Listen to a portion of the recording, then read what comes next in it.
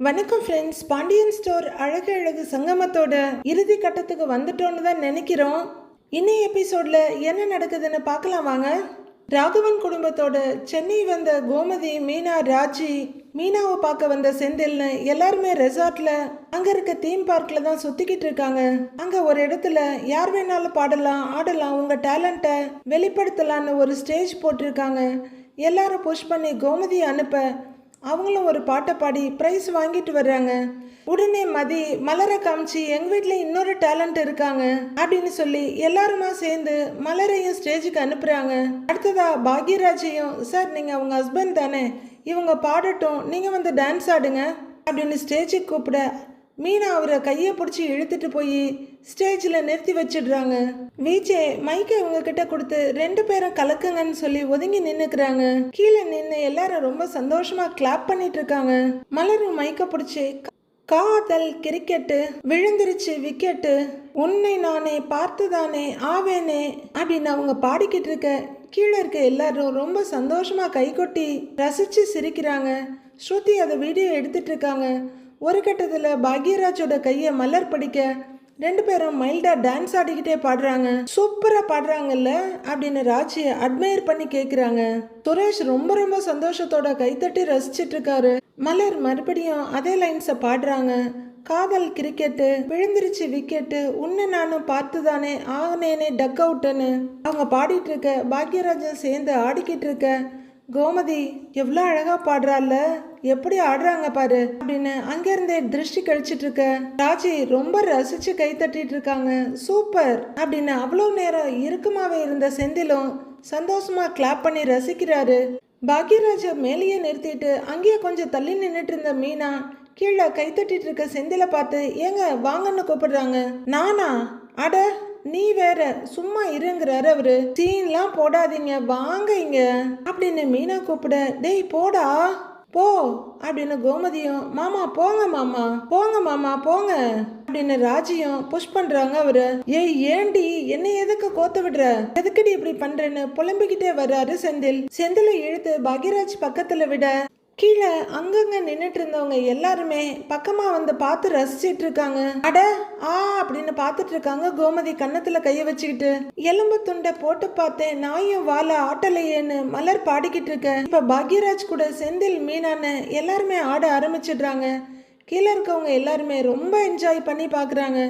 ஒரு கூட்டமே சேர்ந்துடுது. விஜய் டிவில நடக்கிற மாதிரி அங்க மலர் பாடிக்கிட்டு இருக்க, அதுக்கு இங்க கப்பல் டான்ஸ் ஆடிட்டு இருக்காங்க செந்திலும் மீனாவும். இதை பார்த்துட்டு இருக்க கோமதி, மதி நீயும் சுரேஷும் போக வேண்டியதுதானேன்றாங்க. 2 பேருமே ஐயையே இல்ல இல்ல வேண்டாம் வேண்டாங்கிறாங்க. 2 பேரும் ஒரே வாய்ஸ்ல ஒரே மாதிரி சொல்லவும் 2 பேரும் ஒருத்தர் பாத்துக்கிறாங்க. இதுல மட்டும் நல்ல ஒத்துமையா இருங்க போங்கலன்றாங்க கோமதி. மலர் ஸ்டேஜ்ல முழு பாட்டையும் பாடிக்கிட்டு இருக்க கீழே நின்று எல்லாரும் கைத்தட்டி ரசிச்சிட்டு இருக்க அங்க ராகவனும் மிஸ்ஸஸ் ராகவனும் குழந்தை ராகவிய கூட்டிட்டு வர்றாங்க. இவங்க 4 பேரும் ஸ்டேஜில் ஆடுறத பார்த்துடுறாங்க 2 பேரும். ஒரு பக்கம் பாக்யராஜும் மலரும் கையை கோத்து ஆடிட்டு இருக்க, இன்னொரு பக்கம் மீனாவும் செந்திலும் ஆடிட்டு இருக்கத பார்க்க அவங்களுக்கு வாயு வயிறெல்லாம் கடகடன்னு எரியுது. பயங்கர டென்ஷன் ஆகுற லட்சுமி, என்னங்க இதெல்லாம், இந்த மாதிரி இத்தனை பேருக்கு முன்னாடி நின்று ஆடிக்கிட்டு இருக்கிறா, நம்ம குடும்ப மானத்தையே வாங்கிக்கிட்டு இருக்கிறா இவ, ஐயோ கடவுளே நான் என்ன பண்ணுவேன் அப்படின்னு லட்சுமி தலையில அடிச்சிட்டு இருக்க அப்படியே வீரா வேசமா வர்றாரு ராகவன். மலர் அதை முதல்ல பார்த்துட்டு அப்படியே உறைஞ்சு போய் நிக்க அதை கவனிக்காத பாக்யராஜ் இன்னும் ஆடிக்கிட்டு கிளாப் பண்ணிட்டு இருக்காரு. ஏங்க மாமா அங்க பாருங்க அப்படின்னு மலர் காட்ட பாக்யராஜ் ஆடிக்கிட்டு அப்படியே திரும்புறவரு அப்பாவை பார்த்துட்டு உறைஞ்சு போய் நிக்கிறாரு. அவங்க 2 பேரும் அப்படியே நிக்க மலரோட பாட்டு சத்தம் கேட்கலன்னதும் மீனா மலர் பக்கம் திரும்பி என்னாச்சு அப்படின்னு கேக்குறாங்க. அவங்க ஒரு பக்கமா கையை காட்ட யாரு அப்படின்னு திரும்பி பார்க்க அவங்க மாமா வந்துகிட்டு இருக்காரு. ஆத்தி அப்படின்னு மீனாவும் கொஞ்சம் பயந்து செந்திலோட கையை பிடிச்சிக்கிறாங்க. எல்லாரும் ரொம்ப நல்லா பண்ணாங்கல்ல, அவங்களுக்கு ஒரு கிளாப் பண்ணிடலாமா அப்படின்னு விஜய் கேட்க கீழே எல்லாரும் கை தட்டிட்டு இருக்காங்க. இவங்க 4 பேரும் பரபரன்னு கீழே இறங்கிட்டு இருக்க அடுத்து யார் வர போறீங்கன்னு விஜய் கேட்டுட்டு இருக்காங்க. இவங்க இறங்கி வர்றத பார்த்த ராகவன் அங்கேயே நின்று முறைச்சுக்கிட்டு இருக்காரு. கீழே இறங்கி வந்ததும் என்ன மலர் பண்ற அப்படின்னு லட்சுமி கத்துறாங்க. அம்மா நீங்க எங்க இங்க என்ன பாக்யராஜ் கேக்குறாரு. கால் வலி சரியாயிடுச்சான்னு அவர் கேட்க அம்மா கிட்ட போகணும்னு இவ அழுதா. கூட்டிக்கிட்டு வந்தா இங்க எந்த கவலையும் இல்லாம பாட்டம் பாட்டோன்னு இருக்கீங்க நீங்க அப்படின்னு லட்சுமி கத்திக்கிட்டு இருக்க. பயத்துல உறைஞ்சு போய் நிக்கிறாங்க மலரும் பாக்யராஜும். அத்தை அவங்க போகல, நாங்க தான் பாட சொன்னோன்னு மீனா சொல்ல. இதுக்கு தான் எங்கேயும் போக வேண்டாம்னு சொன்னேன். வந்தோமா, கொஞ்ச நேரம் இருந்தோமா, கிளம்புனோமான்னு இல்லாம பண்றது எல்லாமே தேவையில்லாத வேலை அப்படின்னு ராகவன் திட்டிட்டு இருக்க. அது வரைக்கும் இருந்த சந்தோஷமான மூட் அப்படியே போயிடுது எல்லாருக்கும். முகம் விழுந்து போய் நிக்கிறாங்க மலர். கிளம்பலாமா அப்படின்னு லட்சுமி கத்த. அம்மா லஞ்ச் சாப்பிட்டுட்டு கொஞ்ச நேரம் இருந்துட்டு அப்படியே பீச்சுக்கு போயிட்டு கிளம்பலாமாங்கிறாரு பாக்யராஜ். அப்போ சாயங்காலம் வரைக்கும் யாரும் வீட்டுக்கு கிளம்புற மாதிரி இல்ல அப்படின்னு ராகவன் கத்துறாரு. அப்பா இவங்கெல்லாம் சென்னையில பீச்சே பார்த்தது இல்லையாங்கிறாரு சுரேஷ். உடனே கோமதி நம்மளால பிரச்சனை வந்துட வேணான்னு நினைச்சு இல்ல அது பரவாயில்லன்றாங்க, நாங்க இன்னொரு நாள் பாத்துக்கிறோம் அப்படின்னு கோமதி சொல்ல. வந்தாச்சுல்ல பார்த்துட்டே போய்க்கலான்றாரு பாக்யராஜ். நீங்க ரூம்ல போய் ரெஸ்ட் எடுங்க, அப்பா வேணும்னா எங்க கூட இருக்கட்டும்ங்கிறாரு சுரேஷ். எதுக்கு எங்களை அடைச்சு வச்சுட்டு உங்க இஷ்டத்துக்கு நீங்க இங்க ஆடிட்டு இருக்கலாம்னா அப்படின்னு லட்சுமி கேட்க. இல்லம்மான்னு சுரேஷ் ஏதோ சொல்ல வர்றாரு. அதெல்லாம் ஒன்றும் வேண்டாம், நாங்களும் உங்க கூடயே இருக்கோம் அப்படின்னு கத்துறாங்க. என்ன மீனா இப்படி இருக்காங்க அப்படின்னு செந்தில் கேக்குறாரு. இதுக்கு தான் சொன்னேங்கிறாங்க மீனா. எங்கேயாவது உட்காரலாம், எனக்கு கால் வலிக்குதுன்னு ஆரம்பிக்கிறாங்க லட்சுமி. அம்மா ரெஸ்டாரண்ட்டுக்கு போலாமா, அங்க போய் உட்காந்துக்கலாம் அப்படின்னு பாக்யராஜ் சொல்ல. செல்ஃபி எடுத்துக்கலாமா எல்லாரும் சேர்ந்துன்னு ஸ்ருதி கேக்குறாங்க. எடுக்கலான்னு கோமதி சொல்ல. ஓகே அப்படின்னு ஸ்ருதி எல்லாரையும் அசம்பிள் பண்றதுக்கு ரெடி பண்றாங்க. ராகவனும் லட்சுமியும் அங்கேயே நின்றுட்டு இருக்க. அவங்கள சரவுண்ட் பண்ணி எல்லாரும் செல்ஃபிக்காக நிக்கிறாங்க. ஸ்ருதி டக்கு டக்குன்னு 4-5 செல்ஃபி எடுக்கிறாங்க. எல்லாரும் ரெஸ்டாரண்ட்ல ஒரு பெரிய டேபிள் பிடிச்சி சுத்தி உட்கார்ந்துருக்காங்க. அவங்கவுங்க பேசிட்டு என்ன சாப்பிடலான்னு டிஸ்கஸ் பண்ணிட்டு இருக்காங்க. மெனு கார்டை பார்த்துட்டு இருக்காங்க சிலர். இதையெல்லாம் பார்க்குற லட்சுமி திருவாயை திறந்து எதுக்கு வெளியெல்லாம் சாப்பிட்டுக்கிட்டு சாப்பாடு கட்டி எடுத்துட்டு வந்திருக்கலாம், இல்லைன்னா வீட்டுக்கு போய் சமைச்சு சாப்பிட்டுக்கலான்றாங்க. இன்னும் கொஞ்ச நேரம் விட்டா அப்பாவுக்கு கை கால்லாம் நடுங்க ஆரம்பிச்சிரும் அப்படிங்கிறாரு பாக்யராஜ். இவருக்கும் பாப்பாவுக்கும் மட்டும் ஏதாவது கொஞ்சம் வாங்கி கொடுத்துட்டு நாம எல்லாரும் வீட்டுக்கு போய் சாப்பிட்டுக்கலாங்கிறாங்க லட்சுமி. அத்தை எல்லாருக்குமே தான் பசிக்குது, எல்லாருமே சாப்பிடலான்றாங்க மீனா. இல்ல வீட்டுக்கு அப்படின்னு ஆரம்பிக்கிற கோமதி படக்குன்னு வாயை மூடிக்கிறாங்க. எல்லாரும் அவங்கள பார்க்க ஒன்னும் இல்லைன்னு சமாளிச்சுக்கிறாங்க. கருத்து சொல்றதுக்காக வாயை திறந்தவங்க கப்பு சிப்புன்னு வாயை மூடிக்கிட்டு கன்னத்துல கைய வச்சுட்டு உட்கார்ந்துக்கிறாங்க. இவ்வளவு நேரம் மத்ததுல பிஸியா இருந்த ராஜி மறுபடியும் இப்ப போனை பார்த்துக்கிட்டு சோகத்துல உட்கார்ந்துருக்காங்க. மீனா குறுகுறுன்னு பார்த்துட்டு கதிர் பக்கம் இருக்க ரொமான்ஸ் கவனத்தை கொஞ்சம் இந்த பக்கம் கொண்டு வா ராஜின்றாங்க. ராஜி மொபைல் அப்படியே மடியில வச்சுக்க. நீ சோகமா இருக்கன்னு அப்பட்டமா தெரியுது, யாராவது ஏதாவது நினைக்க போறாங்க அப்படின்னு மீனா சொல்ல. அப்படின்னு தலையாட்டி தன்னை சரி பண்ணிக்க கொஞ்சம் முயற்சி பண்றாங்க ராஜி. சரி யார் யாருக்கு என்னென்ன வேணும்னு சொல்லுங்கன்றாரு சுரேஷ். அண்ணே எனக்கு சிக்கன் பிரியாணி வேணும் அப்படிங்கிறாங்க ஸ்ருதி. சரின்னு அவரு சொல்ல. எனக்கு லாலிபாப் வேணும் அப்படின்னு ராகவி சொல்ல. எல்லாரும் சிரிக்கிறாங்க. வாங்கிடலாம் குட்டி அப்படிங்கிற சுரேஷ். அம்மா நீங்க என்ன சாப்பிட்றீங்கன்னு கோமதி கிட்ட கேக்குறாரு. உடனே கோமதி திடுக்குன்னு பார்த்துட்டு சாம்பார் சாதம் பிரிஞ்சி அந்த மாதிரி ஏதாவது அப்படிங்கிறாங்க. அம்மா நிறைய வெரைட்டி இருக்குமா, வேற ஏதாவது சொல்லுங்கன்றாரு செந்தில். அதெல்லாம் எனக்கு தெரியலடா, நீங்களே ஏதாவது சொல்லுங்கன்றாங்க கோமதி. செந்தில் மெனு கார்டை பார்க்க ஆரம்பிக்கிறாரு. மலர் அப்படியே பாக்யராஜ் பக்கமா குனிஞ்சி சிரிப்போட எனக்கு ஃப்ரைட் ரைஸுங்கிறாங்க. சரி சொல்லிடலாங்கிறாரு அவரு. நீங்க என்ன சாப்பிட போறீங்கன்னு மதிக்கிட்ட மீனா கேட்க. சப்பாத்தி கிரேவி அந்த மாதிரி ஏதாவது சொல்லிக்கிறேங்கிறாங்க அவங்க. மீனா அப்படின்னு தலையாட்டிட்டு இருக்க. இப்படி ஆளுக்கு ஏதாவது ஒன்று சொல்றதுக்கு மொத்தமா ஒன்று சொல்லலாம்ல. சமைக்கிறவங்களுக்கும் வேலை சீக்கிரமா முடியும், நாமளும் சீக்கிரமா சாப்பிடலாம் அப்படின்னு லட்சுமி சொல்ல. எல்லாரும் ஆன்னு பாக்குறாங்க லட்சுமிய. கோமதி மெதுவா ராஜி பக்கம் குனிய. ராஜி அவங்க அத்தை பக்கமா குனிறாங்க. ஏண்டி வீட்டில் ஹோட்டல் மாதிரி சாப்பிட்றாங்க, ஹோட்டலில் வந்து சமையல் பண்ணுறவங்களுக்காக கவலைப்படுறாங்க அப்படின்னு கோமதி சொல்ல. மீனாவை இதை கேட்டுட்டு சிரிச்சுட்டு இதை அப்படியே சொல்லணும்னு வாய் துருன்னு இருக்குமே அப்படின்னு கேட்க. கோமதி ஒரு அசட்டு சிரிப்பு சிரிச்சுட்டு இல்லைங்கிறாங்க. ஐயோ இவ வேற அப்படின்னு அவங்க சொல்லிட்டு இருக்க. கோமதியோட வாயை மூடுறதுக்காக அத்தை இந்தாங்க இதை குடிங்க அப்படின்னு தண்ணி எடுத்து கொடுக்குறாங்க ராஜி. குடிச்சு அதை முழுங்கிடுங்க அத்தை அப்படின்னு மீனா சொல்ல. அப்படின்னு வாங்கிக்கிறாங்க. அப்பா நீங்க என்ன சாப்பிட்றீங்க அப்படின்னு பாக்யராஜ் கேட்க, ஆ எனக்கு பெருசா ஒன்றும் வேணாம்ப்பா, ஒரு 4 சப்பாத்தி போதுங்கிறாரு அவரு. அதுக்கு தொட்டுக்கிறதுக்கு சிக்கன் கிரேவி ஏதாவது சொல்லுங்க, நான்லாம் வெளியில வந்தா பெருசா எதுவும் சாப்பிட்றது இல்ல அப்படிங்கிறாரு ராகவன். இவர் என்ன சொல்றாரோ அதையே எனக்கும் சொல்லிடுங்க அப்படிங்கிறாங்க லட்சுமி. ஆ எனக்கு ஒரு கிரில் சிக்கன், நீ என்ன சாப்பிட்றன்னு மீனா கிட்ட கேட்குறாரு சுரேஷ். எனக்கு பிரியாணிங்கிறாங்க மீனா. அவருக்கு அப்படின்னு சுரேஷ் கேட்க, ஏங்க உங்களுக்கு அப்படின்னு அவர் பக்கம் திரும்பி கேட்குறாங்க மீனா. எனக்கு பிரியாணி ஓகேன்றாரு அவரு. ஓகேன்னு திரும்புற மீனா, ராஜி உனக்குன்னு கேட்குறாங்க. எனக்கு எதுவா இருந்தாலும் ஓகே தான்றாங்க ராஜி. அப்ப எங்க எல்லாருக்குமே பிரியாணி ஓகேன்றாங்க மீனா. அப்படியா அப்படிங்கிற சுரேஷ் 1 2 3 அப்படின்னு எண்ணிக்கிட்டு மலர் பக்கம் திரும்புறவரு, நீங்க என்ன சாப்பிட்றீங்க அண்ணின்னு கேட்குறாரு. மலருக்கு ஒரு சிக்கன் ஃப்ரைட் ரைஸ் அப்படிங்கிறாரு பாக்யராஜ். உடனே லட்சுமி தலையை முன்னாடி நீட்டி, ஃப்ரைட் ரைஸா அப்படின்னு கேட்க, ஐயோ அதுக்கும் ஆப்பா அப்படின்னு மலரோட முகம் சூம்பி போயிடுது. நாங்க ஆர்டர் பண்ண சைட் டிஷ்ஷு 3 4 பேர் சாப்பிடலாம், கூட 2 சப்பாத்தியை வாங்கினா நீயும் சேர்ந்து சாப்பிடலாமே, எதுக்கு ஃப்ரைட் ரைஸ் அது இதெல்லாம் வாங்கிக்கிட்டு அப்படின்னு ராகவன் சொல்ல மலர் தவிப்பா பாக்குறாங்க. அதானே ஃப்ரைட் ரைஸ் எல்லாம் வேண்டாம் அப்படின்னு லட்சுமி சொல்ல, சரிங்க தங்குறாங்க மலர். இல்லம்மா அப்படின்னு பாக்யராஜ் ஏதோ சொல்ல போறாரு. ஏங்க அப்படின்னு தடுத்துடுறாங்க மலர். எல்லாரோட முகமும் வாடி போயிடுது. சரி நான் 4 சப்பாத்தி சாப்பிட்றேன், நீங்க ஆளுக்கு 1 சாப்பிடுங்கன்னு தான் ராகவன் சொல்ல போறாருன்ற மாதிரி பாக்குறாங்க. அப்போ வெயிட்டர் அங்க வந்து, சார் என்ன சாப்பிட்றீங்கன்னு கேக்குறாரு. சுரேஷ் அப்படின்னு அவரு கூப்பிட, இங்க வாங்க 5 பிரியாணி அப்புறம் 8 சப்பாத்தி சிக்கன் லாலிபாப் அப்படின்னு சொல்ல, சரிங்க சார் ஓகேங்க சார்ங்கிறாரு அவரு. அண்ணே உனக்கு அப்படின்னு சுரேஷ் கேட்க, எனக்கு பிரியாணி ஓகே தான்றாரு அவரு. சரி அப்ப 6 பிரியாணி கொடுத்துருங்க, அப்புறம் ஒரு பட்டர் சிக்கன் ஒரு கிரில் சிக்கன் அப்படின்னு சுரேஷ் சொல்ல, அப்புறம் வேற ஏதாவதுங்க சாருங்கிறாரு அவரு. போதும் போதும் இதுவே அதிகமா தான் இருக்கும் அப்படின்னு லட்சுமி கருத்து சொல்ல, சரி போதும் அவ்வளவுதாங்கிறாரு சுரேஷ். சரிங்க சார் அப்படின்னு அவரு திரும்ப போக, ஒரு நிமிஷம்னு மதி கூப்பிடுறாங்க. அவரு திரும்பி பார்க்க, உங்களுக்கு என்ன ஃப்ரைட் ரைஸ் வேணும், வெஜ்ஜா இல்ல சிக்கனா பிரானான்னு கேக்குறாங்க மதி. உடனே மலர் தவிப்போட, அதான் இவ்வளோ சொல்லியிருக்கோமே அதே போதுங்கிறாங்க. அதை விடுங்க உங்களுக்கு என்ன வேணும்னு சொல்லுங்க அப்படின்னு மதி கேட்க, மலர் ஐயோன்னு பயத்தோட அவங்க மாமியார பாக்குறாங்க. உடனே பாக்யராஜ் ஒரு சிக்கன் ஃப்ரைட் ரைஸ்ன்னு முடிச்சிடுறாரு. ஓகே சார்னு அவரும் நோட் பண்ணிட்டு கிளம்புறாரு. எதுக்கு கண்டதையெல்லாம் ஆர்டர் பண்ணிக்கிட்டுங்கிறாங்க லட்சுமி.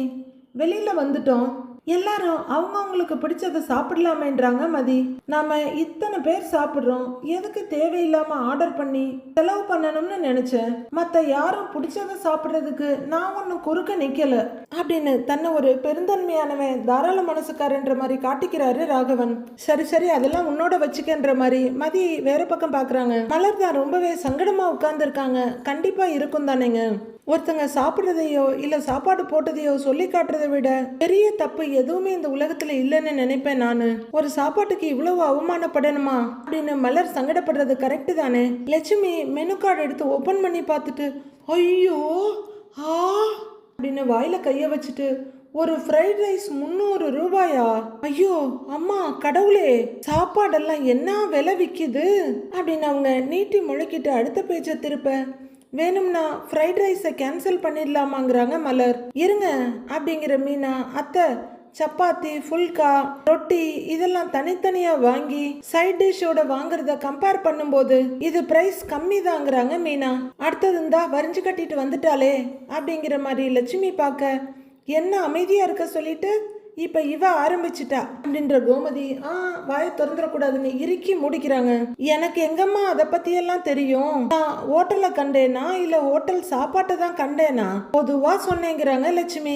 இப்ப இருக்கிற பிள்ளைங்களுக்கு எதை பத்தியும் கவலை கிடையாது, தாம் தூம்னு செலவு பண்றாங்க. என்ன சொல்றீங்க அப்படின்னு கோமதி கிட்ட கேட்க, ஐயோ பம்பு என்ன வாலண்டியரா வந்து வண்டியில ஏறுது அப்படின்னு கோமதி திடுக்குன்னு பாக்குறாங்க. என்ன சொல்றது, வாயை வேற திறக்க கூடாதுன்னு திருன்னு பாக்குறாங்க அவங்க. ஏய் என்னடி சும்மா நச நசன்னு ஏதாவது சொல்லிக்கிட்டே இருக்காங்க அப்படின்னு செந்தில் கேட்க, அவங்க அப்படிதாங்கிறாங்க மீனாவும் அதே வாய்ஸ்ல. எப்படியும் ஒரு 5000 ரூபாய் பில்லு வந்துடாது, இதுக்கு தான் வீட்லயே சாப்பாடு கட்டி எடுத்துட்டு வந்துடலான்னு சொன்னேன் அப்படின்னு லட்சுமி புலம்பிட்டு இருக்காங்க.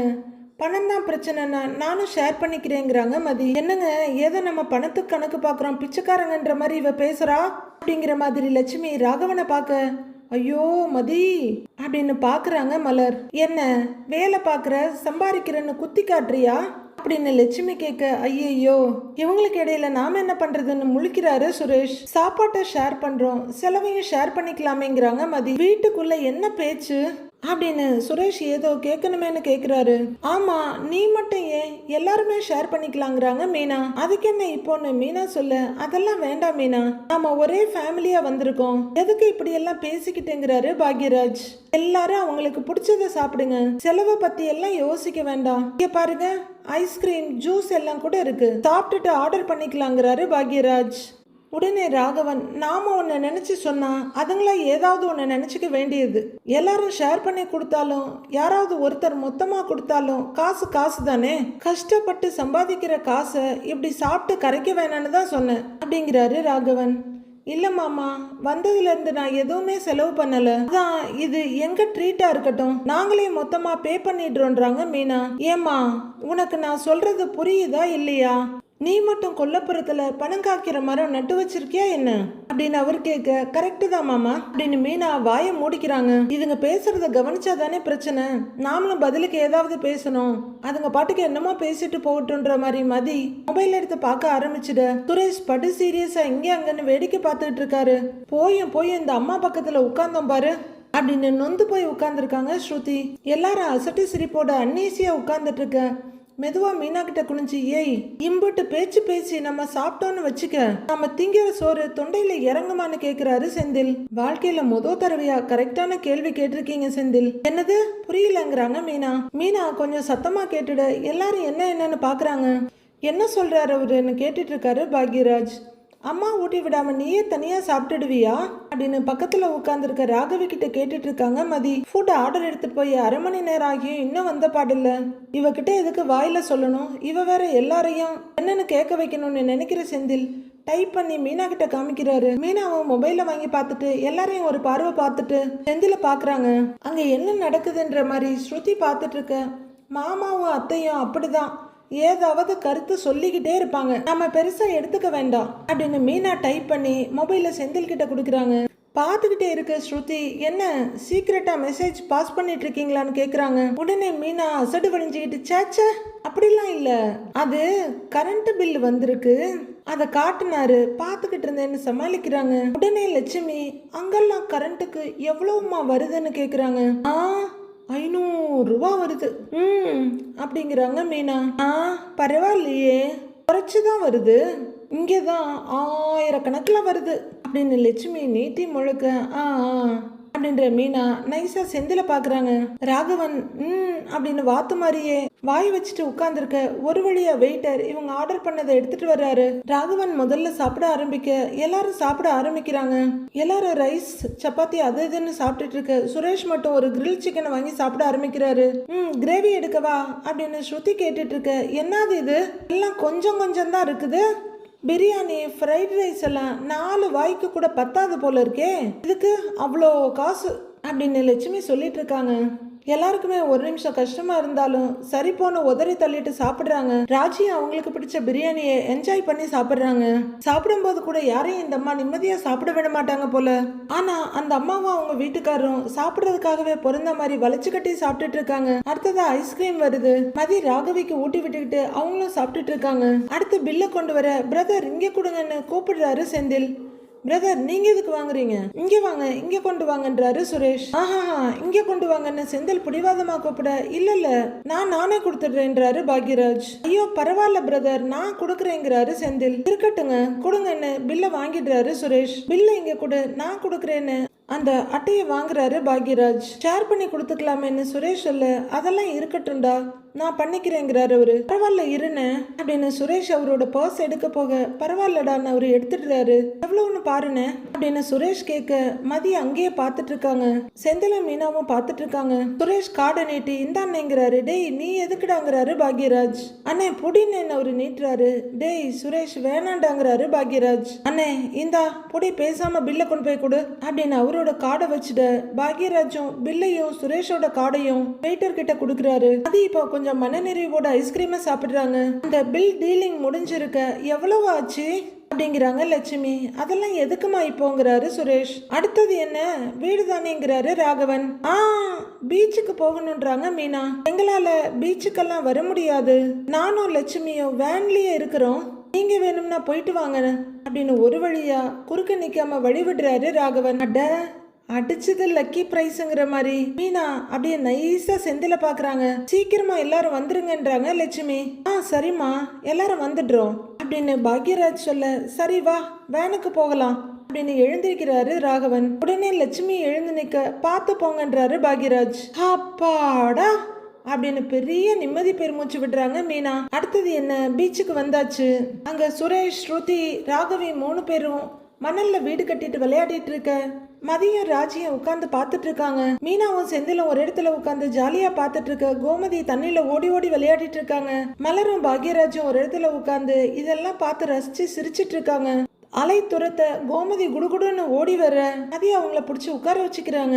இதையெல்லாம் பார்த்து சிரிப்போடு திரும்புற பாக்யராஜ் மலரைய பார்த்துட்டு இருக்க, என்ன பாக்யராஜ் பொண்டாட்டியோட அழகை ரசிக்கிறீங்களா அப்படின்னு கேட்க, நாம லவ் பண்ற டயத்துல பீச்சுக்கு வந்ததெல்லாம் ஞாபகத்துக்கு வருதுங்கிறாரு அவரு. அதெல்லாம் ஒரு காலம் அப்படின்னு மலர் சொல்ல, அவரும் ஆமான்னு சிரிக்கிறாரு. அப்போ அவரோட மொபைல் ரிங் ஆக எடுத்து பார்த்துட்டு, மலரு அப்பா கூப்பிடுறாருன்னு சொல்ல, அதுவரையும் சிரிப்போட ரிலாக்ஸா உட்கார்ந்துருந்த மலரு அப்படியே அட்டென்ஷன்ல உட்கார்றாங்க. கால் அட்டன் பண்ணி சொல்லுங்கம்மான்னு சொல்றாரு. இன்னும் எவ்வளவு நேரம்டா ஆகும் அப்படின்னு அந்த அம்மா கேட்க, அம்மா வந்துடுறோமாங்கிறாரு அவரு. ரொம்ப நேரம் உட்கார முடியலடா, சீக்கிரம் வாங்க அப்படின்னு அந்த அம்மா சொல்ல, வந்துடுறோமாங்கிறாரு அவரு. அப்படின்னு போனை வைக்கிறாங்க அவங்க. என்னாச்சுன்னு கேக்குறாங்க மலர். வர சொல்றாங்கன்னு பாக்யராஜ் சொல்ல உச்சி கொட்டிக்கிட்டு, கொஞ்ச நேரம் உட்கார விட மாட்டாங்களான்னு கேக்குறாங்க மலர். ஏய் அம்மாவை பத்தி உனக்கு தெரியாதா அப்படின்னு பாக்யராஜ் கேட்க, ஏங்க வந்திருக்க சொந்தக்காரங்கெல்லாம் என்னங்க நினைப்பாங்க, அதை பத்தியெல்லாம் யோசிக்கவே மாட்டாங்களா அப்படின்னு மலர் சங்கடத்தோட உட்கார்ந்துருக்காங்க. ஏன் மீனா அப்படின்னு செந்தில் கூப்பிட, அங்க போயிட்டு இருக்க நண்டை பார்த்து, நண்டை அழகா இருக்குல்லன்றாங்க மீனா. கொஞ்ச நேரம் உங்க மாமா அத்தை கூட இருக்கிறதுக்கே மூச்சு முட்டிடுச்சு, நீங்கெல்லாம் எப்படி 4-5 நாளா அவங்கள சமாளிச்சுட்டு இருக்கிறீங்க அப்படின்னு கேக்குறாரு செந்தில். என்ன விடுங்க, மலரக்காலாம் எதுவுமே பேசவே மாட்டாங்க அப்படின்னு மீனா சொல்ல, மலரை ஒரு பார்வை பார்த்துட்டு, ரொம்ப பாவம் தாங்கிறாரு செந்தில். ஆனா உங்க மாமாவை கம்பேர் பண்ணும்போது மிஸ்டர் பாண்டியன் இருக்காரு, அவரு பல மடங்கு பரவாயில்ல, அவர் இந்த மாதிரிலாம் பண்ண மாட்டாரு அப்படின்னு செந்தில் சொல்ல, மீனாவும் சிரிச்சிட்டு, அது என்னமோ உண்மைதாங்க அப்படின்னு சொல்ல, இல்ல அப்படின்னு அவரும் தலையாட்டுறாரு. அடுத்ததா எல்லாரும் அங்கங்க பார்த்துட்டு இருக்காங்க. சுரேஷ், ராகவி, ஸ்ருதின்னு மணல்ல வீடு கட்டிட்டு இருக்க இந்த பக்கம் திரும்பி பார்க்குறாரு. அங்க கோமதி, மதி, ராஜின்னு உட்காந்து பேசிட்டு இருக்காங்க. ஏன் மீனா, சுரேஷும் அவரோட ஒய்ஃபும் சரியா பேசிக்க மாட்டாங்களா, ஏதாவது சண்டையான்னு கேட்குறாரு அவரு. அது ஒரு பெரிய கதைங்க, அவங்க 2 பேருக்கும் பிடிக்காத கல்யாணம், அதான் இப்படி இருக்காங்கன்றாங்க மீனா. அப்படியா அப்படின்னு அவர் கேட்க, ஆமாங்கன்றாங்க மீனா. அடுத்து மீனா விலாவாரியா அவங்களோட கல்யாணம் நடந்த கதை, அதுக்கு முன்னாடி நடந்த கதை, இப்ப ஓடிட்டு இருக்கதுன்னு அத்தனையும் செந்தில் கிட்ட விவரிக்கிறாங்க. ஐயோ செம்மையா இருக்குன்னு கடலை பார்த்து சொல்லிட்டு இருக்காங்க கோமதி. மதி அவங்களுக்கு ஒரு தலையாட்டிட்டு, ராஜி நீ ஓகேயான்னு கேக்குறாங்க. நான் ஓகே தான்னு சிரிக்கிறாங்க அவங்க. மதி கோமதி பக்கம் திரும்ப அவங்க கடலை ரசிச்சிட்டு இருக்காங்க. மெதுவா அவங்க கையை பிடிச்சி சாரிங்கன்றாங்க மதி. எதுக்குன்னு பளிச்சுன்னு கேக்குறாங்க கோமதி. இல்ல என்னால நீங்க இன்னைக்கு திட்டு வாங்க வேண்டியதா போயிடுச்சு அப்படின்னு மதி சொல்ல, கிடக்குது விடுங்கிற மாதிரி கையாட்டுற கோமதி. அதெல்லாம் ஓகே விடு, எனக்கும் வாயில பிரச்சனை, உனக்கும் வாயில பிரச்சனைங்கிறாங்க கோமதி. 2 பேரும் சிரிக்கிறாங்க. எவ்வளவு நேரம் தாங்க ஒருத்தங்க கஷ்டப்படுறத பார்த்துக்கிட்டு சும்மா இருக்க முடியும், அதுதான் டக்குன்னு பேசிட்டேன்றாங்க மதி. பாவம் புள்ள பூச்சியா இருக்கு, எம்பிட்டு அடிச்சாலும் தாங்குது, அதுக்காக எவ்வளோ படுத்தி எடுக்கிறாங்க. நானும் வீட்டில் பார்த்துக்கிட்டே தான் இருக்கேன், யாராவது ஒருத்தர் கேட்கணும் தான் அப்படின்னு கோமதி சொல்லிட்டு இருக்க.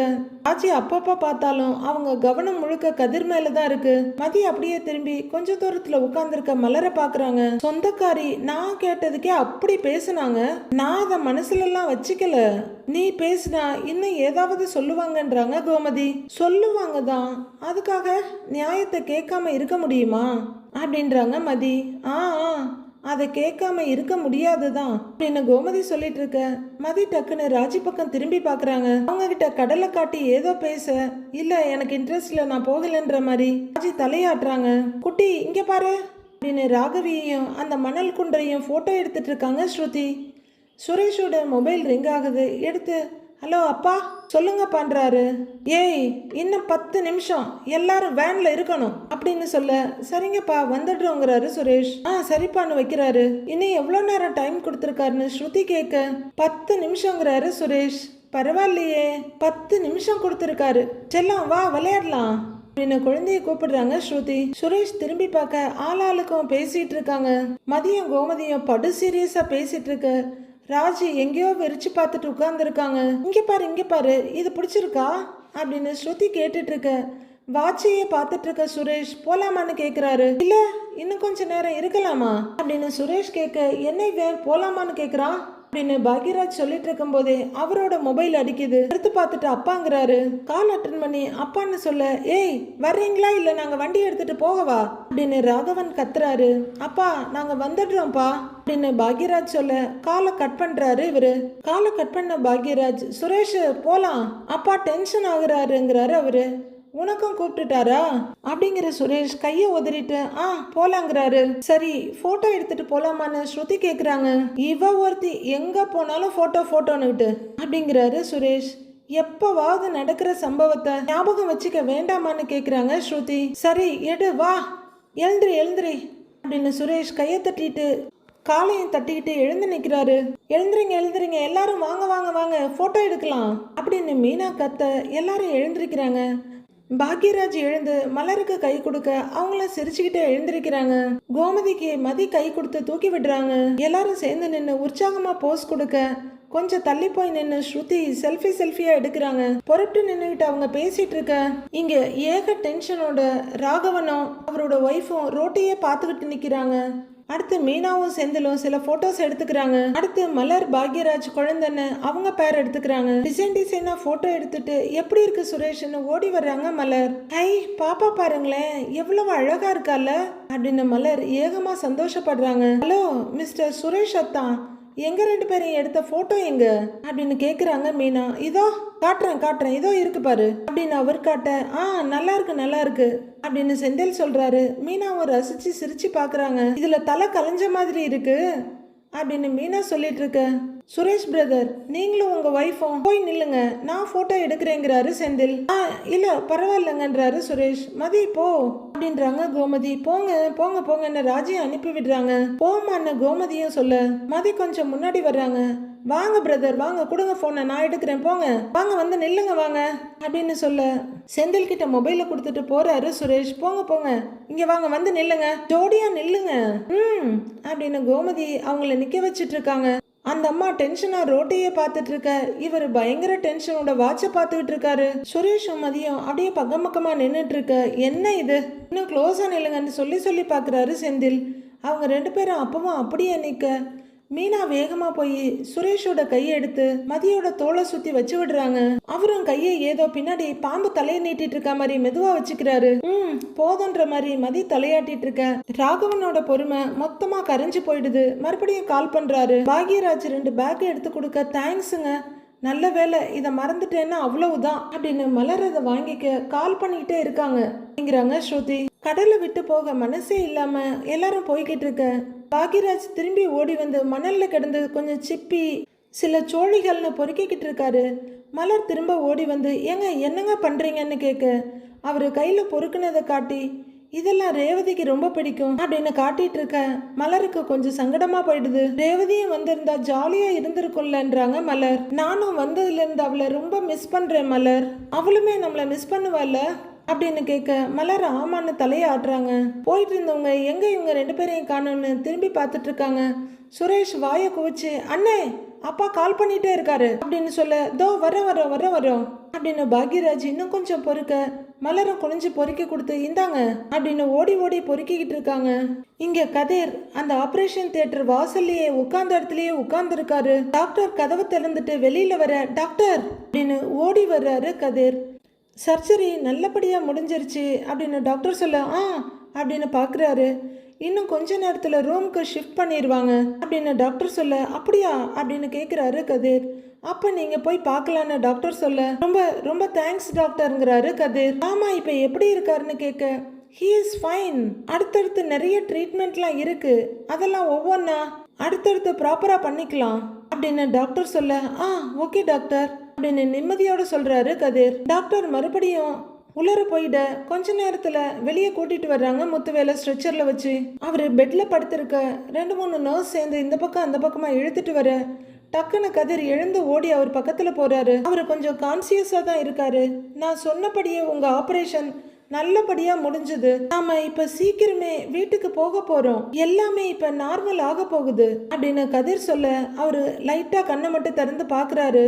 பெட் அங்கிருந்து இழுத்துட்டு போயிட்டு இருக்காங்க. ரூம்ல கொண்டு வந்து விட்டு சலைன் போட்டு விட்டுட்டு இருக்காங்க. சிஸ்டர் அப்படின்னு கதிர் ஏதோ கேட்க வர, ரெஸ்ட் ரூம் எதுவும் போகணும்னா என்ன கூப்பிடுங்க, டிப்ஸ் ரிமூவ் பண்ணணும் அப்படின்னு அவங்க சொல்ல, ஓகேங்க சிஸ்டருங்கிறாரு கதிர். அவங்களும் ஓகேன்னு சொல்லிட்டு கிளம்பிடுறாங்க. அவரு மெதுவா தலையசிச்சுட்டு கண்ணை திறக்க முயற்சி பண்ணிட்டு இருக்காரு. கதிர் அவரு கண்ணு முன்னாடியே நிக்க லைட்டான சிரிப்போட கதிர்னு கூப்பிடுறாரு. இப்பதான் உங்க முகத்துல சிரிப்பையே பாக்குறேன்னு கதிர் சொல்ல, இன்னும் கொஞ்சம் சிரிக்கிறாரு முத்துவேல். உங்களுக்கு உடம்பு சரியில்லாம ஆனதுல இருந்து நான் பிறந்ததுல இருந்தே அப்படின்னு கதிர் சொல்ல, வாய் விட்டு சிரிக்கிறாரு அவரு. இனிமே இருக்கிற ட்ரீட்மெண்ட் எல்லாம் அதை ப்ராப்பரா எடுத்தாலே போதுமா, நீங்க பழைய முத்துவேல் ஆயிடுவீங்க. அதுக்கப்புறம் நாம வழக்கம் போல ஜாலியா சண்டை போடலாம் அப்படின்னு கதிர் உடஞ்ச குரல்ல பரபரப்பா சொல்லிட்டு இருக்க, அவரு லைட்டா வலியில அசைறாரு. அப்படின்னு அவர் அனுத்திட்டு இருக்க, என்னாச்சு டாக்டர் வேணா கூப்பிடுவான்னு கேக்குறாரு கதிர். நர்ஸ கூப்பிடு, எனக்கு கொஞ்ச நேரம் உட்காரணும் அப்படின்னு முத்துவேல் சொல்ல, நர்ஸ் எல்லாம் வேணாம் நானே உட்கார வைக்கிறேங்கிறாரு கதிர். அவரு கொஞ்சம் மூச்சுக்கு சிரமப்பட, ஒரு நிமிஷம் அப்படின்னு கதிரே பெட்டை சுத்தி கொஞ்சம் ஹைட் பண்றாரு. அவரு கொஞ்சம் புஸ் புஸ்ன்னு மூச்சு விட்டுட்டு இருக்க நல்லா ரைஸ் பண்ணி விட்டுட்டு, இப்போ ஓகேவா அப்படின்னு கதிர் அவர் பக்கத்துல வந்து அவரோட தலையை தூக்கி தலையணை இன்னும் கொஞ்சம் ஹைட் பண்றாரு. முத்துவேல் கொஞ்சம் ரிலாக்ஸா ஃபீல் பண்றாரு. அவர் முகத்தையே பார்த்துட்டு இருக்க கதிர், உங்களுக்கு பசிக்குதான்னு கேட்க, இல்லங்கிறாரு அவரு. இப்போதைக்கு உங்களுக்கு சாப்பாடெல்லாம் கொடுக்க கூடாதுன்னு சொல்லி இருக்காங்க, அதனால அளவா கம்மியா தான் கொடுக்க சொல்லி இருக்காங்க அப்படின்னு கதிர் சொல்ல, எனக்கு எதுவும் வேண்டாங்கிறாரு அவரு. உட்காருன்னு முத்துவேல் சொல்ல, ஏன்னு கேக்குறாரு கதிர். உட்காரு அப்படின்னு அவர் மறுபடி சொல்ல, அவர் பக்கத்திலேயே உட்கார்றாரு கதிர். பாதி கிணறு தாண்டிட்டோம், இதே நம்பிக்கையோட மீதி கிணறையும் தாண்டிடலாம் அப்படின்னு கதிர் சொல்ல, கண்ணை மூடி திறக்கிறாரு முத்துவேல். நீ சாப்பிட்டியான்னு கேட்க, சாப்பிட்டேங்கிறாரு கதிர். எப்போ, சர்ஜரி பண்றப்பவா அப்படின்னு முத்துவேல் கேட்க, அவரு வாய் மூடிட்டு உட்கார்ந்துருக்காரு. பசிக்கல அப்படின்னு அவரு கேட்க, இல்லங்கிறாரு கதிர். போய் கேண்டீன்ல ஏதாவது சாப்பிட்டுட்டு வா அப்படின்னு முத்துவேல் சொல்ல, நான் அப்புறமா சாப்பிட்டுக்கிறேனே அப்படிங்கிறாரு கதிர். சரி போய் சாப்பிட்டுவான்னு அதையே சொல்றாரு அவரு. மாமா தான் எல்லாம் தான், அதுக்காக எப்பவுமே நீங்க சொல்றதையே நான் கேட்டுட்டு இருக்க முடியாதுல்ல, கொஞ்சம் நான் சொல்றதையே நீங்க கேளுங்க அப்படின்னு கதிர் சொல்ல, அவருக்கு இருமல் வருது. இருமல் ஜாஸ்தியாக, என்னாச்சு மாமா அப்படின்னு பதட்டத்தோட எழுந்து அவரோட நெஞ்ச தடவி கொடுக்கிறவரு, ஒரு நிமிஷம் இருங்க அப்படின்னு வெளியே ஓடுறாரு. அதுக்கு முன்னாடி ஒரு பவுல் எடுத்துட்டு வந்து அதுல தண்ணியை ஊத்திட்டு இருக்க இவரு கொஞ்சம் சிரமப்பட்டுட்டு இருக்காரு. இந்தாங்க அப்படின்னு பவுல்ல இருக்க தண்ணிய ஸ்பூன்ல எடுத்து அவரை குடிக்க வைக்கிறாரு. அவரு ரொம்ப ஆர்வமா தண்ணி வேணும்னு வாய் திறந்து குடிக்கிறாரு. அவரு குடிக்கிற வேகத்தை பார்த்து தண்ணியை ரொம்ப குடிக்க கூடாதுன்னு சொன்னாங்க அப்படின்னு தவிப்பா பார்த்துட்டு இருக்காரு கதிர். தண்ணி குடிச்சதுக்கு அப்புறம் கொஞ்சம் ஆசுவாசமா இருக்கு அவருக்கு. இருமுனதுல சிரமப்பட்டதுல அவரு விழியோரம் கண்ணீர் வழிய அதை தொடச்சு விடுறாரு கதிர். ஆபரேஷன் பண்ண இந்த இடம் வலிக்குதா அப்படின்னு கதிர் கேட்க, லைட்டா இல்லன்னு தலையாட்டுறாரு. உடம்பு ஏதாவது பண்ணுதான்னு ரொம்ப பரிதவிப்பா கேக்குறாரு கதிர். அவர் எதுவுமே சொல்லாம பார்க்க, நான் வேணும்னா டாக்டரை கூப்பிடட்டுமா அப்படின்னு கதிர் கேட்க, வேணான்னு லைட்டா தலையாட்டுறாரு. நான் உன் மேலையும் உன் குடும்பத்து மேலையும் வெறுப்பாவே இருந்துட்டேன். குடும்ப கௌரவத்தை பத்தி யோசிச்சேனா, என் தங்கச்சிய பத்தி யோசிக்கல, ராஜிய பத்தியும் யோசிக்கல, எல்லாரையும் ரொம்ப கஷ்டப்படுத்திட்டேன். உங்களெல்லாம் என்னென்னமோ பேசி இருக்கேன், சந்தேகப்பட்டு இருக்கேன், அவமானப்படுத்தி இருக்கேன் அப்படின்னு அவரு ரொம்ப ஃபீல் பண்ணி சொல்லிட்டு இருக்க. இப்ப எதுக்கு அதெல்லாம் பேசிக்கிட்டு விடுங்கன்றாரு கதிர். இல்லப்பா, உன்னை எதிரியாதான் நான் எப்பவுமே நினைச்சிருக்கேன். எனக்கு உடம்பு முடியாத ஒரு நிலை வரும்னோ அப்ப நீதான் என்ன கவனிப்பனோ நான் கொஞ்சம் கூட நினைச்சு கூட பார்க்கல. எனக்குன்னு குடும்பம் இருந்தாலும் கூட அவங்க இப்படியெல்லாம் பார்த்துக்குவாங்களான்னு தெரியல. நீ இப்ப செய்யறத நான் என்னைக்குமே மறக்க மாட்டேன்றாரு அவரு. கதிர் கொஞ்ச நேரம் அமைதியா இருக்கவரு அவரு முகத்தை பார்த்து, மாமா என்ன மாமா நீங்க சின்ன புள்ள மாதிரி பேசிக்கிட்டு இருக்கீங்க? எங்க குடும்பத்துக்கு ஒரு பிரச்சனைன்னதும் நீங்க போலீஸ் ஸ்டேஷன் கோர்ட்டுன்னு வந்து நிக்கலையா? எனக்கு ஒரு 10 லட்சம் ரூபாய் தேவை இருந்தப்போ நீங்க எனக்கு உதவி பண்றதா சொல்லலையா பேசலன்னாலும் வெளியே கோவத்தை காட்டினாலும் எல்லார் மேலேயும் ஒரு அக்கறையோட தான் இருந்தோம். அப்புறம் என்னன்னு கேக்குறாரு கதிர். ஆனாலும் அப்படின்னு அவர் சொல்ல, என்ன ஆனாலும் போனாலும் இதை பத்தி யோசிச்சு வருத்தப்பட வேண்டிய நேரம் இது இல்லை அப்படின்னு கதிர் சொல்ல பெருமூச்சு விடுறாரு அவரு. கொஞ்சம் தண்ணி வேணா குடிக்கிறீங்களா அப்படின்னு கதிர் கேட்க வேணான்னு மெதுவா தலையாட்டுறாரு. ஆள் பார்க்க தான் பிரம்மாண்டமா இருக்கீங்க, ஆனா உங்களுக்கு குழந்தை மனசுன்னு ராஜி அடிக்கடி சொல்லுவா அப்படின்னு சொல்ல லைட்டா சிரிக்கிறாரு. அப்ப எனக்கு புரியல, இப்பதான் எனக்கு புரியுதுங்கிறாரு கதிர்.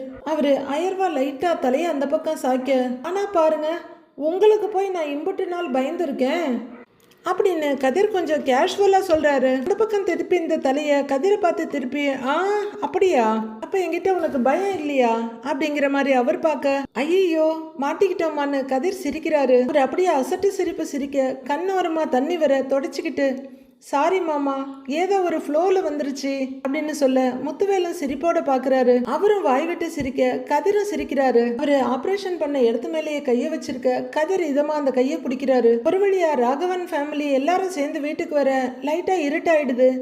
வீட்டுக்குள்ள நுழையிற மலர் படபடன்னு அங்கங்க லைட்டை போட்டு விடுறாங்க. எல்லாரும் உஷ் அப்பாடா அப்படி இப்படின்னு அசந்து போய் உட்கார, அப்பா அப்படின்னு உட்கார்ற லட்சுமி, மலரு லைட்டை போட்டு விடு அப்படிங்கிறாங்க. அதான் போட்டிருக்கேன் நேத்த அப்படிங்கிறாங்க மலர். இங்க சொல்லல, கிச்சன்ல பூஜை ரூம்ல மற்ற இடத்துல எல்லாம் லைட்டை போட்டு விடு அப்படின்னு சொல்ல மலர் திரும்ப அவங்களுக்கு முன்னாடி மதி கிச்சனுக்கு போறாங்க. அப்பா அம்மானை அனுத்திக்கிட்டு காலை அழுத்தி வச்சுக்கிறாங்க லட்சுமி. பா காலெல்லாம் ஒரே வலியா இருக்கு அப்படின்னு அவங்க அழுத்தி வச்சிட்டு இருக்க. அம்மா அங்க உட்கார்ந்து மட்டும்தானேம்மா இருந்தீங்க, எந்த ரைடும் வரலையேன்னு சுரேஷ் கேக்குறாரு. வயசாகும் போது உனக்கும் தெரியும்டா அப்படிங்கிற லட்சுமி கோமதி பக்கம் திரும்பி, உங்களுக்கெல்லாம் கால் வலிக்கலையான்னு கேக்குறாங்க. இல்லங்க வலிக்கலன்றாங்க கோமதி. அப்படின்னு அவங்க பொறாமையோட பார்க்க, செந்திலு நீ எப்படா கிளம்புறேன்னு கோமதி கேக்குறாங்க. நேரா பஸ் ஸ்டாண்டுக்கே கிளம்பி போயிருப்பேம்மா, நீங்க தான் வீட்டை பார்க்கலாம்னு கூட்டிட்டு வந்துட்டீங்க, அப்படியே கிளம்ப வேண்டியதுதாங்கிறாரு செந்தில். நாளைக்கு சண்டே தானே, இருந்துட்டு போலாமேங்கிறாரு பாக்யராஜ். ஐயோ இல்லைங்க கஷ்டங்க, நான் அப்படியே கிளம்புறேங்கிறாரு செந்தில். அதான் இவங்க எல்லாம் சொல்றாங்கல்ல இருந்துட்டு தான் போங்களேன்றாங்க மீனா. ஏய் அங்க இருக்கிறவர்லாம் அவனை தனியா விட்டுட்டு நம்ம வீட்டுல வந்து இருப்ப, இப்ப என்ன உனக்கு புருஷன் தேடுதாக்கும் அப்படின்றாங்க கோமதி. நல்லா கேளுமா அப்படின்னு செந்திலும் சொல்ல, மீனா கொஞ்சம் கோபமா, அத்தை நேற்று நைட்டு ஃபுல்லாக ட்ராவல் பண்ணிட்டு இன்னைக்கும் நம்ம கூட அலைஞ்சிருக்காக, சரி உடனே ட்ராவல் பண்ணிட்டு போகணுமானதான் கேட்டேங்கிறாங்க மீனா. அது பரவாயில்ல மீனா, நான் பாத்துக்கிறேன்றாரு செந்தில். இருந்து சாப்பிட்டுட்டாவது போகலாம் இல்லங்கிறாரு ராகவன். போற வழியில நான் அப்படியே சாப்பிட்டுக்கிறேங்கிறாரு செந்திலும். என் தங்கச்சியோட மருமகன் நீங்க, எங்க வீட்டு மாப்பிள்ள வந்திருக்கீங்க, சாப்பிடாம உங்களை அனுப்ப முடியுமா அப்படின்னு ராகவன் சொல்ல, ஐயோ அடி ஆத்தி, இந்த பிள்ளைகிட்ட சொல்லி விருந்து சமைக்க சொல்லுவார் போலயே அப்படின்னு பயத்தோட மலரை பாக்குறாங்க கோமதி. ஏமா மலரு, மாப்பிள்ள வேற சீக்கிரமா வீட்டுக்கு போகணுங்கிறாரு, நீ போ அப்படின்னு ராகவன் ஆரம்பிக்க, கோமதி உடனே இருப்பா உனக்கு எத்தனை மணிக்குப்பா பஸ்ன்னு கோமதி கேக்குறாங்க.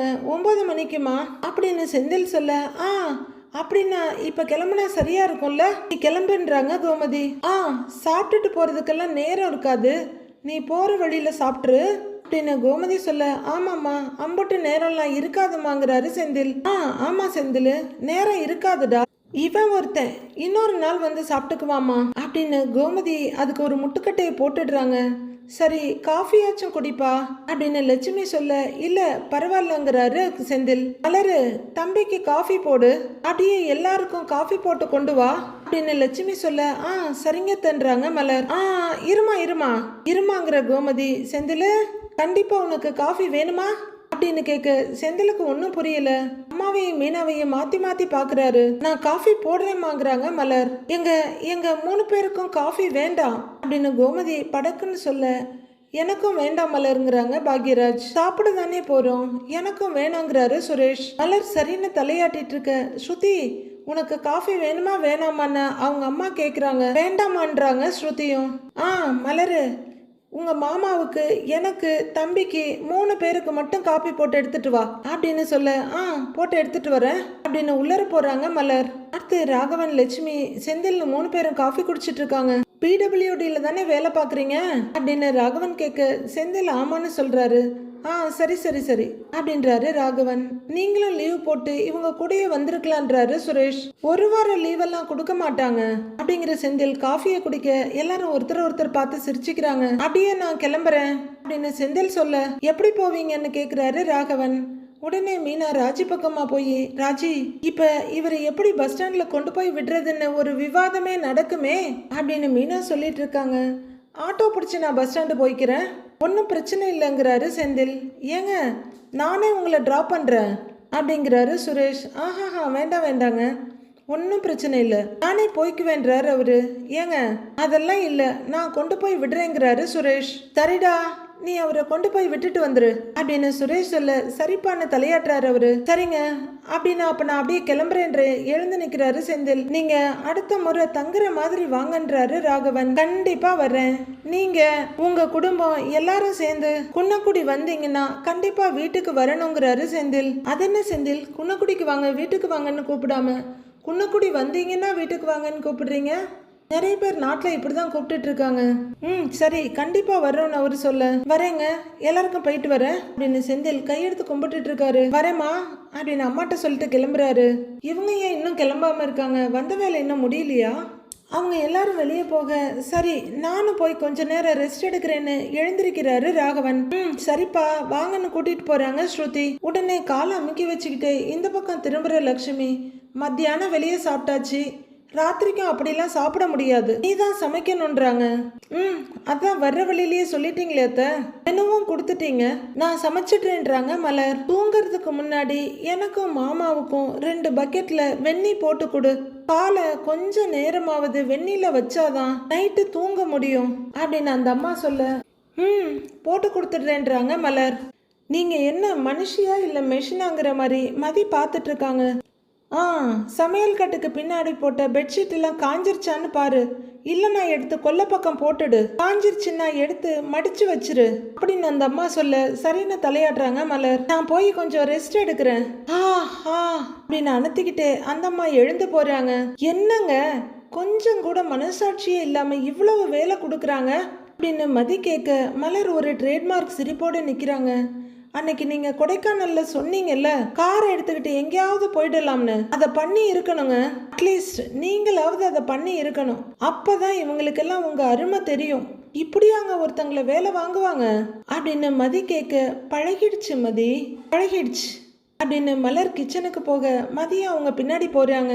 கதிர் ஃபார்மசியில டேப்லெட் வாங்கிட்டு வர அவரோட மொபைல் ரிங் ஆகுது. எடுத்து ஹலோன்னு சொல்ல, முத்துவேலுங்கிற பேஷண்டோட அட்டெண்டர் நீங்க தானா அப்படின்னு கேட்க, ஆமா நான் தாங்கன்றாரு கதிர். அட்டெண்டர் பேஷண்ட் கூட இருக்க மாட்டீங்களா அப்படின்னு அவங்க சத்தம் போட, இம்புட்டு நேரம் அங்கதான் இருந்தேன் சிஸ்டர், மெடிசன் வாங்கிட்டு வர சொன்னாங்க, ஹாஸ்பிட்டல் ஃபார்மசில அந்த மெடிசன் இல்ல, அதான் மெடிசன் வாங்கலான்னு வெளியே வந்தேங்கிறாரு கதிர். மருந்து வாங்கிட்டீங்களான்னு அந்த லேடி கேட்க, வாங்கிட்டேன், ஏதாவது பிரச்சனையான்னு கேக்குறாரு கதிர். அதெல்லாம் இல்ல, பேஷண்ட் கூட யாராவது இருக்கணுங்க, கொஞ்சம் சீக்கிரம் வாங்கன்னு சிடிச்சு இருக்கிறாங்க அவங்க. சரி இதோ வந்துடுறேன் அப்படின்னு கதிர் காலை கட் பண்ணிட்டு ஒரு எட்டை எடுத்து வைக்க, நேரம் வந்த வண்டிக்காரர் ஒருத்தர் சரக்குன்னு மடங்கி கீழே விழுந்துடுறாரு. அண்ணே அண்ணே அண்ணே என்னாச்சுன்னு பார்த்து அப்படின்னு கதிர் தூக்கி விட, அதுக்குள்ள கூட்டம் சேர்ந்துடுறாங்க.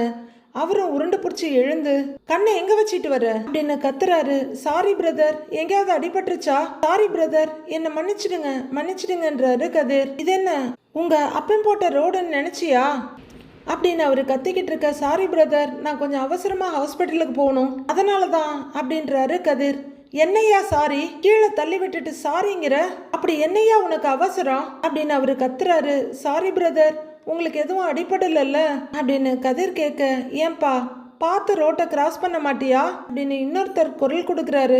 அவசரமா போகணுங்க, அதான் கவனிக்கலன்னு சொல்றாரு கதிர். இப்படிதான் அவசரமா ரோட்டை கிராஸ் பண்ணுவீங்க, கடைசியில வண்டியில வர்றவங்க மேல பழிய போடுவீங்க அப்படின்னு இன்னொருத்தர் சத்தம் போடுறாரு. அண்ணே அப்படியெல்லாம் ஒண்ணும் இல்லைன்னு, அதான் அவருக்கு ஒன்னும் ஆகலல்ல அப்படிங்கிறாரு கதிர். உடனே கீழே விழுந்தவரு கதிரோட முதுகுல தட்டி, அது ஆகல, சரி ஆகி இருந்தா என்ன பண்ணியிருப்பேன்னு கத்துறாரு. சாரி பிரதர், அதான் தெரியாம கிராஸ் பண்ணிட்டேன், அதான் சாரி கேட்டேன்லங்கிறாரு கதிர். நீ சாரி கேட்டா எல்லாம் சரியாயிடுமான்னு கத்துறாரு அவரு. அதான் சாரி கேட்டுட்டேன்ல, நான் ஊருக்கு புதுசுங்க, சொன்னா கேளுங்க அப்படின்னு கதிர் கேட்டுட்டு இருக்க. சுத்தி வர எல்லாரும் கைய நீட்டிட்டு இருக்கிறாங்க. நான் கீழே விழுந்து ஏதாவது ஆகியிருந்தா என் வீட்டுக்கு யாருப்பா பதில் சொல்றது அப்படின்னு கீழே விழுந்தவர் கத்திக்கிட்டு இருக்க சுரேஷ் அந்த பக்கமா வண்டியில வர்றாரு. சாரி பிரதர், சாரின்னு கதிர் சொல்லிட்டே இருக்க அங்க இருக்கவங்க யாரும் கதிரை விடுறதா இல்ல, வளைச்சு சண்டை போட்டுட்டு இருக்காங்க. அதான் ஒன்னும் ஆகல பிரதர், ப்ளீஸ் விடுங்க பிரதர்ங்கிறாரு கதிர். எனக்கு ஒன்னும் ஆகலன்னு நீ கண்டியா அப்படின்னு அவர் சொல்லிட்டு இருக்க. யாராவது வேணும்னே இப்படி பண்ணுவாங்களா சொல்லுங்க அப்படின்னு கதிர் கேட்டுட்டு இருக்காரு. இதை பாக்குற சுரேஷ் வண்டியை நிறுத்திட்டு வேகமா உள்ளர வந்து விலக்கி விட்டுட்டு என்ன பிரச்சனைன்னு கேக்குறாரு.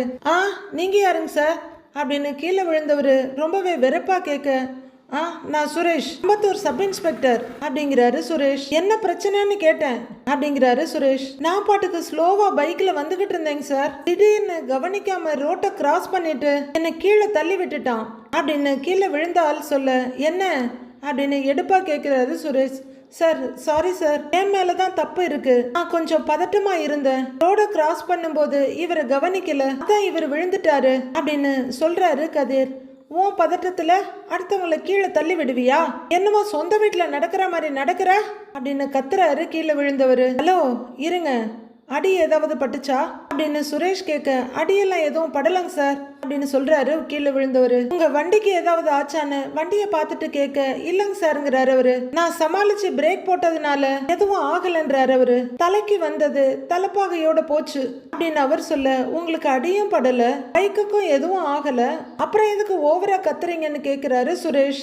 என்னங்க சார் இவனுக்கு சப்போர்ட் பண்ணி பேசிக்கிட்டு இருக்கிறீங்க அப்படின்னு கீழே விழுந்தவர் சத்தம் போட, இவர் வேணும்னே உங்க வண்டியில வந்து விழல, தெரியாம பட்டுட்டேன்னு சொல்றாரு. அப்போ அவர் மேலதான்னு சொல்லிட்டாரு. ஏதாவது அடிபட்டு இருந்தா, பைக்குக்கு ஏதாவது ஆகி இருந்தா கேட்கலாம், ஏதாவது பேசலாம், அதான் எதுவும் இல்லல்ல, அப்புறம் எதுக்கு கூட்டத்தை கூட்டி கலாட்டா பண்றீங்க அப்படின்னு சுரேஷ் கேட்க, சார் என்னங்க சார் அப்படின்னு குரலை உயர்த்துறாரு கீழே விழுந்தவரு. ஹலோ, முதல்ல வண்டி எடுத்துட்டு கிளம்புங்க, எல்லாரும் கிளம்புங்க கிளம்புங்க கிளம்புங்க, நிக்காத போங்க போங்க அப்படின்னு அவரு கொஞ்சம் வேகமா சொல்ல, வேடிக்கை பார்த்தவங்க வந்துட்டு இருக்கப்ப வண்டியை நிறுத்தி பார்த்தவங்கன்னு எல்லாரும் அப்படியே கலைய ஆரம்பிக்கிறாங்க. கீழே விழுந்தாலும் வண்டியை எடுத்துக்கிட்டு கிளம்புறாரு.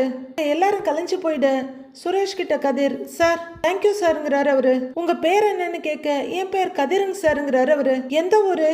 சென்னை தான் நான் சுரேஷ் கேட்க, இல்லங்க சார் நான் சிவகங்கையில இருந்து வந்திருக்கேன் அப்படிங்கிறாரு கதிர். ரோட்ல நடக்கும்போது பார்த்து நடக்க மாட்டீங்களா, போன் பேசிட்டு தான் நடப்பீங்களா அப்படின்னு சுரேஷ் கேக்குறாரு. இல்லங்க சார், ஒய்ஃபோட அப்பா என்னோட மாமா ஹாஸ்பிட்டல்ல அட்மிட் ஆகி இருக்காரு. ஆக்சுவலா அவர் ஒரு கேன்சர் பேஷண்ட், இன்னைக்கு தான் அவருக்கு சர்ஜரி முடிஞ்சிருக்கு, அவருக்கு தான் மெடிசின் வாங்கிக்கிட்டு போய்கிட்டு இருந்தேன். அப்பதான் ஹாஸ்பிட்டல்ல இருந்து போன் பண்ணி உடனே வர சொன்னாங்க. அவர் கூட வேற யாருமே இல்ல, அதான் பதட்டத்துல நான் கவனிக்காம ரோட கிராஸ் பண்ணி வந்துட்டேன், அதுல அவர் விழுந்துட்டாரு, சாரிங்க சார், என் மேலதான் தப்புன்றாரு கதிர். இட்ஸ் ஓகே, உங்க பேர் என்ன சொன்னீங்க அப்படின்னு சுரேஷ் கேட்க, கதிர் அப்படிங்கிறாரு கதிர். கதிர், ஹாஸ்பிட்டல்ல இருக்கிறது உங்க மாமனார் தானா அப்படின்னு கேட்க, ஆமாங்க சாருங்கிறாரு அவரு. சரி நீங்க கிளம்புங்க, ஏதாவது ஹெல்ப் வேணும்னா கேளுங்க, நான் இங்க ஸ்டேஷன்ல தான் இருக்கேன்றாரு சுரேஷ்.